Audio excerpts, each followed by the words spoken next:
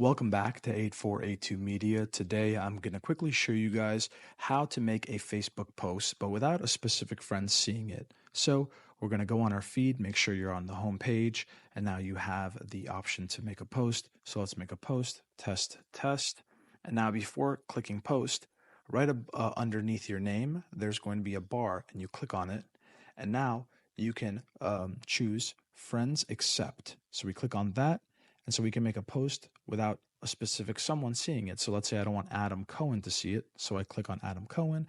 I can click on Alec. I can click on Aaron. If there's someone I can search up, I can just search them up like Cameron.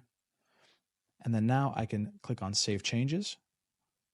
And now all I have to do is click Next. And now Save Changes. Done. And now I can click Post.